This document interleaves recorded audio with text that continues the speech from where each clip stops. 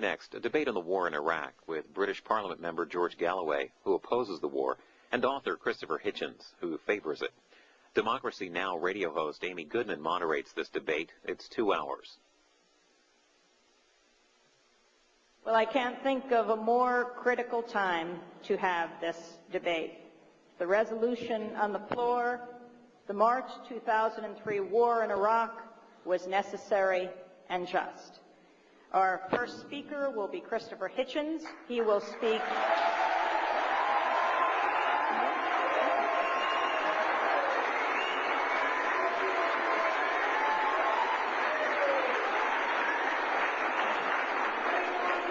He will speak for 15 minutes. George Galloway will then have 15 minutes to respond.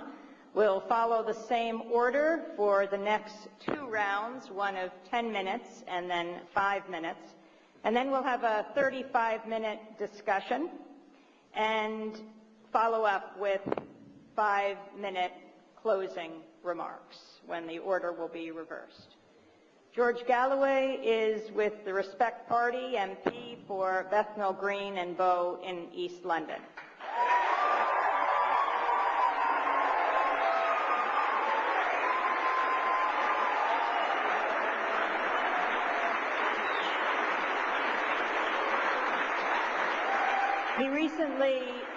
He recently testified before the Senate Permanent Subcommittee on Investigations hearing on May 17th.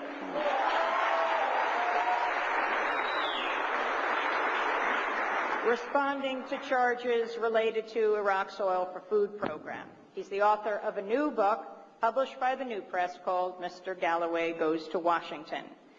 Christopher Hitchens is a widely published polemicist and frequent radio and TV commentator, contributing editor to Vanity Fair, author of A Long Short War, Why Orwell Matters, The Trial of Henry Kissinger, and many other books, including 2 published by Nation Books, which he'll be signing tonight, Love, Poverty, and War and Blood, Class, and Empire. We'll begin first with the opening statement of Christopher Hitchens.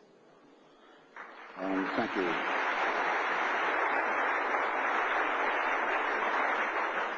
Thank you very much, Amy. You can take it out of my time, but I would propose that we begin with a moment of silence for the 160 people who were sadistically murdered in Baghdad this morning as they went to their places of work or stayed in their places of abode, and as they hope to register for the upcoming elections. I hope I can get an agreement for a moment of respect for them.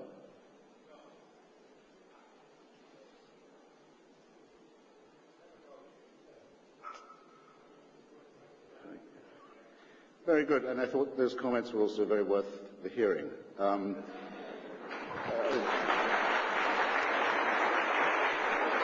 very grateful to the organizers for making this possible. I consider it a great distinction to stand on the podium at Baruch College, named for the great Bernard Baruch, who first in 1946 proposed that weapons of mass destruction be placed under international inspection and control.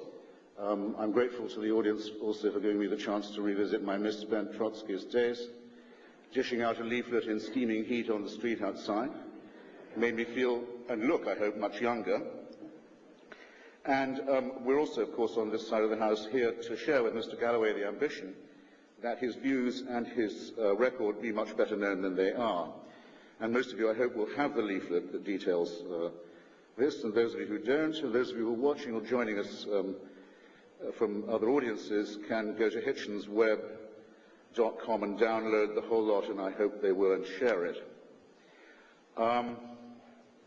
An impression, I think, ladies and gentlemen, has been allowed to form and perhaps even to coagulate and to congeal that it is only those of us who support the regime change, the revolutionary change in Iraq, who have any explaining to do.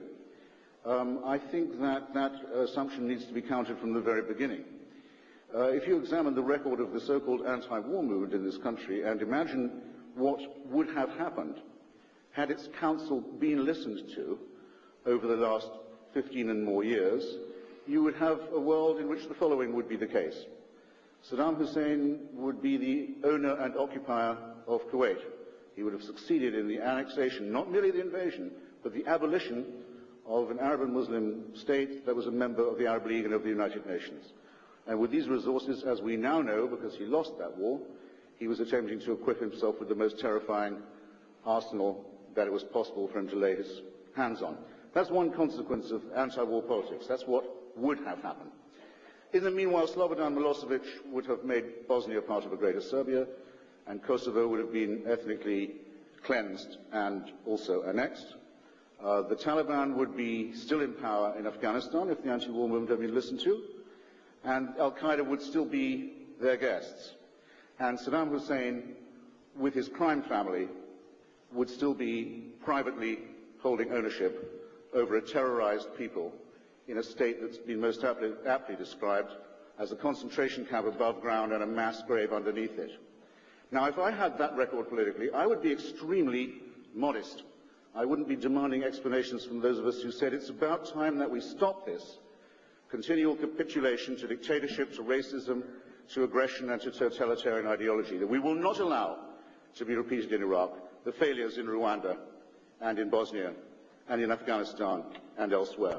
And we take pride in having taken that position, and we take pride in our Iraqi and Kurdish friends who are conducting this struggle, on our behalves, I should say. What did it mean to accept this responsibility? We knew it was a weighty one, and we knew it was a dangerous one.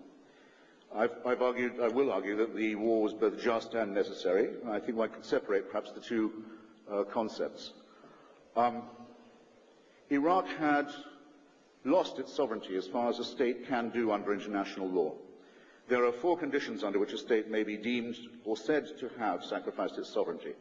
These are if it participates in regular aggressions against neighboring states or occupations of their territory, if it violates all the letter and spirit of the terms of the Non-Proliferation Treaty, and in other words, fools around promiscuously with the illegal acquisition of weapons of mass destruction.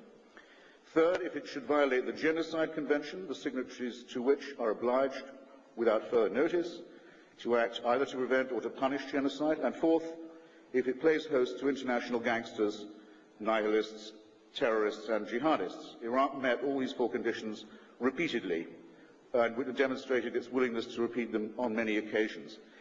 Its sovereignty was at an end. It was under international sanctions. It was a ward of the international community. Its people were being starved in order to build palaces for their psychopathic dictator. And it was furthermore imploding as a state and as a society. The divide and rule policy of the Ba'ath Party had led to appalling ethnic and confessional hatreds within the country. An imploded state would have made these worse, and you know who would have invaded then. Turkey would have invaded to try and take Kurdistan. Iran would have invaded to support its extremist Khomeiniite proxies, and Saudi Arabia would have intervened in order to do the same favor for the Sunni and Wahhabist and Salafist extremists. As a matter of fact, all these 3 foreign interventions are taking place at present. All those 3 powers are trying to meddle in Iraq, but we are fortunate, as are the Iraqi people, that there is a coalition to hold the ring and to prevent it from becoming another Rwanda or another Congo, another vortex of violence and cruelty and destabilization and war. And this, I think, again, is a point to take pride in.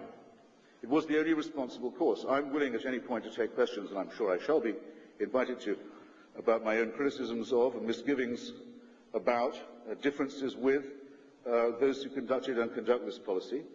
But on these main points, it seems to me that there's very little room for debate. What are the... Oh, thank you.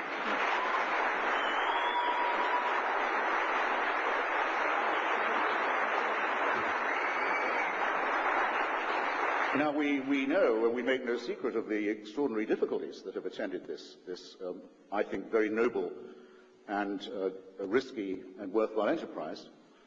All of you will know, all of you will have seen some of the abysmal consequences of this.